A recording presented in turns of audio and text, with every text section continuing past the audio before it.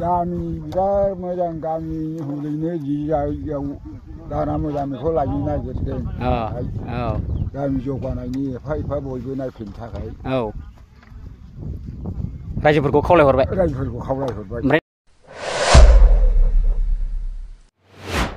एकदम मागा सेंग्राफ्रा जमा जमी दङ मा खालामनो नागिरदों मानो थाखाय खामानि मावनो नागिरदों नोंथांमोननो दा आङो एसे उनाव खिथागोन आरो नोंथांमोना भिडिअनि थाम्बनेल आरो टाइटेलखौ नायनानै मिथिखाबाय निस्सय बुजिबाय आंखौ फोरमायलायनांला नोंथांमोना जाय जाय नायनो गोसो फैब्लानो जाबाय आरोना जोंनि नैबे खाखरमारि गेलेग्रा फोथाराव बिराद गुवारखा नै गोसोबादि एकदमबारे नै जोंना रायजोफ्रा सेंग्राफ्रा माबायदि जमा जमी खामानि मावनो नागिरबाय नै फोथारा ओरैबायदि फिल्डखौ ओरैबायदि गिदिर खालामखागोन ना 2000 जननिबो बारा 3000 जनसो जानाय खालामखागोन खायसे रेडि जावना हो माने इसेबां गोसो होना खालामबावदों माबाफोर नै माने जोंना गाबोननिफ्राय थुरिं दं नालाय माबा बर'नि गोदान गान मा होनो गाबोनहाय दाहाल ओमफ्राय नेक्स्ट डेआव माबा बर'नि थै बिनि थाखायनो प्रिपारेसन जागासिनो जोंना मावनाया बिराद गोसो होना मावदों ओरैबायदि सान्दुं गोसा थेवबो बिराद गोसो होना मावबाय जों मिथिबाय रायजो राजाफोरखौ मा बुंनो सानो बेनो जेनेबा जाहाथे जोंनि गामियावहाय खाखरबारि गामियाव जेनेबा लैहोर फैनानै बयबो हेफाजाब होफैयो नायफैयो बेखौनो गुरै खावलायहरनाय जाबाय आरो रायजोफोरनिसिम जाहाथे बयबो जोंनि बर'नि फिल्म होननानै बयबो सापर्ट होयो नायफैयो बेनोसै आरो दा बयखौबो जयै फैनानै लैहोर फैनानै जोंनि थुरिं सिनेमाखौ जेनेबा हेफाजाब होफैनो थाखाय खावलायहरनाय जाबाय दा बिथांमोननि गामियाव मा गामि होनदों नोंसिना ओरैनो जोंनाथ' खाखरमारि होनो गामिया ओरै नियारा जाहैबाय ओरै पाटगाव सिम्बोरगाव गेजेराव बेनो आच्छा दा बिथांमोना गान लाबोदों नै फोथाराथ' ओरैबायदि समायना रमायना ओरैबायदि गुवार गारि पार्किंनि थाखाय खुनु टेनसन गैया फै नायफैनो हागोन नै दायो बिथांमोना बिराद गोसो होनानै मावगासिनो दायो मा बुंहरनो सानो नोंहालाय रायजोफोरनिसिम फैनानै नायफैनो थाखाय खावलायहरबाय रायजोफोरखौ फैनानै बयखौबो ना बर'नि सावथुन होननानै बयबो लैहोर फैनानै बर'नि जाहाथे सावथुन दिहुननाय एबा बर' हारिमुखौ जाहाथे जौगाथाय खालामनो थाखाय बिथांमोनहा नैबे समायना रमायना नैबे खाखरमारि गामियाव टुरिं भिडिअ सिनेमा दिन्थिनो आखायाव लादों गाबोन 14 थारिखनिफ्राय जागायजेनगोन गिबियावनो जागायगोन जाहैबाय दाहाल सावथुन बे दाहाल सावथुना गाबोन 14 थारिख मोनानि 9 बाजिनाय लोगो लोगोनो सावथुनखौ दिन्थिफुंनाय जागोन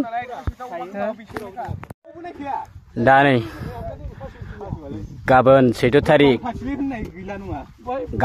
थारिख आरो रायजोफोर सेप्तेम्बर 14 थारिख 2024 ओमफ्राय बेवहाय नै खाखरमारि गामिनि सेंग्रा आफादा टुरिं भिडिअ सिनेमा लाबोनायनि लाहार फाहार खामानि मावगासिनो दङ गाबोन अखानायब्लानो जागोन दाहाल सावथुना गिबियै दिन्थिफुंजागोन गासै साननैनि हाबाफारि लादों फार्स्ट सानखालि एबा गाबोननि फार्स्ट दिनखालि दाहाल सावथुनखौ दिन्थिफुंनो थाखाय आखायाव लादों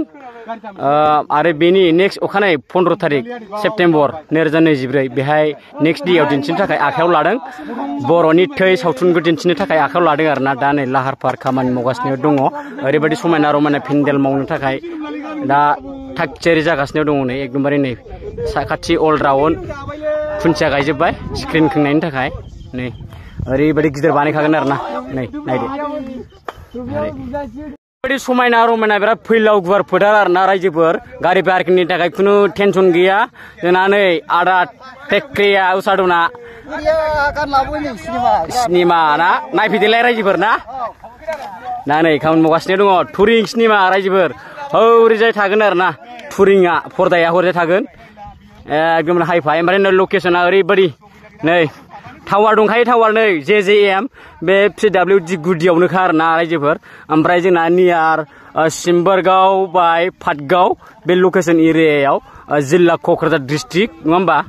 ओमफ्राय दायो नै जोंना एकदमबारे खामानि मावगासिनो दङ ओरै फारसेथिं औवा हास'दों ओमफ्राय नै जोंना उन्दै गेदेर मावगासिनो दङ टुरिं सिनेमा ओमफ्राय दखानबो थागोन आरोना हरैजाय दखान नै जोंना ओरैजाय आदैयाबो मावगासिनो दङ हास'गासिनो आदै हास'गासिनो मानि थाखाय इसेबां खामानि मावनो गोनां जादों आदै खिथाहरदो माबा सेंग्राफ्रा माबा क्लाबनि माबा लुनो नागिरदों मा जागोन ओरैनो सिनेमा जागोन जाहैदों सिनेमा दा रायजोफोरखौ मा बुंहरनो सानो आदै रायजोफ्राथ' थिगैनो दङ अननानै नायफैलायबानो जाबाय औ बर'नि सावथुन होननानै ना औ बर'नि सावथुन औ मोजाङै दं मोजाङै दं ना थिगैनो नायफैलायनो थाखाय खावलायहरबाय होनबा आदैया ना दा बयबो नायफैलायबानो जाबाय जोंना नै ओरै फंबायफ्रा खामानि मावगासिनो दं ओरैबायदि मुखुब नै औवायाबो न'खरसेयाव थनै थनै आमायसो मानि इसेबां खामानि मावनांगौ जादों आदै आमायसो दे खिथाहर दे आदैसो होनलायलांबाय गामि बिराद मोजां गामि हरैनो जि जायगायाव दाना मोजां बेखौ लायनो नागिरदों गामि हरैनो खाफालमारि आर'नाइ क्लाबनि थाखाय गामि जौगानायनि एफा बयबो नायफैनो थाखाय रायजोफोरखौ खावलायहरबाय ओमफ्राय नों गानखौ नायनो मोजां मोनो मोना आमायसो नायो मोजांखौ लाबोगोन मोजांखौ नों उनाव जिरायना नायगोन ना फार्स्टआव जिरायना नायगोन फार्स्टआवनो औ दल दामग्रायाव वाव बिराद मोजां मोनखायोना नों गानखौ नायनो औ दा आमायसोआबो गानखौ बिराद नायनो मोजां मोनो नङा होमबा आमायसो दा रायजो राजाफोरखौ बयखौबो नायफिननो थाखाय खावलायहरबाय होमबा आमायसो ना दे नायफैलायबानो जाबाय रायजो राजाफोर ओमफ्राय ओरै एरिया मा एरिया आमायसो एसे खिथाहरदो ओरैनो माबा औवाबारि नङा ओरै पाटगाव हालां बाजार सिम्बोरगाव जायनारि हरगाव सिम्बोरगाव हालां बाजार जायनारि बे एरियानि गेजेरनि खाखरमारि गामियाव जागोन फोथारा माबायदि एसे खिथाहरदो बिराद माबायदि 12 बिगानि खम गैया बिराद गुवार नङा होमबा आमायसो सानबाबो सानथ्र'नो हाया नङा गारि पार्किं दोननो थाखाय माबायदि जायगा दङ सुबिदाया जायगा मेरला बबे जायगायाव दोननो लरि लाबो जिसिबि लाबो दाम्पार लाबो ना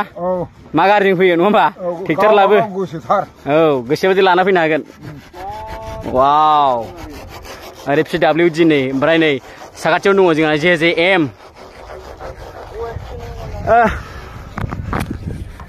नायफैलायदो रायजोफोर जोंनि खाखरमारि गामियाव गामिनि एसे जौगानायनि आरो बर' सावथुन मुलुगखौ जाहाथे गोजौ फारसे दावगानायाव जोङो बयबो साफ्रोमबो जों बयबो बर' माहारिनो बिबान दं हिसाबै जोङो बयबो नायफैलायदो आरो मदद होदो आरो बर' सावथुन मुलुग दिहुननायाव एबा बर' हारिमुखौ फोथांना लाखिनायाव नोंथांमोन बयनिबो जों रायजो राजाफोरनि थाखाय मददनि गोनांथि जायो दा बेनिखायनो रायजो राजा नोंथांमोना बयबो नायफैलायदो नैबे जोंनि खाखरमारि गामिनि जोलुर गेलेग्रा गेवलां फोथाराव गारि पार्किंनि थाखाय खुनु टेनसन गैया ओमफ्राय टिकेटनि बेसेना बारा गोबां नङा मात्र 100 थाखा एबा 100 रांल' आरोना 100 रांजोंनो नोंथांमोना जोंनि समायना रमायना पेन्डेलनि सिङाव हाबनानै गाबोन जोंहा सेथि हराव दिन्थिनो थाखाय जोंहा आखायाव लादों दाहाल 14 थारिख दाहालखौ जोङो 14 थारिख अक्ट'आव दिन्थिगोन 14 थारिख सेप्तेम्बर आरो नेक्स्ट डे 15 थारिखआव दिन्थिनो थाखाय आखायाव लादों बर'नि थै सावथुन आरोना 15 थारिख सेप्तेम्बराव जागोन नोंथांमोना जोंनि गोबां बर' माहारियानो जोङो बर' सावथुन मुलुगखौ नायनायाव मदद होबोगासिनो दङ आरो होलांबाय थागोन बेखौ आसा खालामनानै जोंनि नैबे गामियावबो नोंथांमोना फैनानै जोंनि बर'नि सावथुनखौ टुरिं सिनेमा जे दिन्थिफुंनो थाखाय आखायाव लादों बे हाबाफारियाव नोंथांमोना बयबो बाहागो लाफैनानै जोंखौ थुलुंगा आरो मदद होफैनो थाखाय आरो बर' सावथुन दिन्थिनायखौ आरो जौगाखांहोनो थाखाय नोंथांमोनखौ बयखौबो आंनि गोसो गोरबोनिफ्राय खावलायहरनाय थाबाय आरो दा बेखिनियानोमोन आरो नायफैलायदो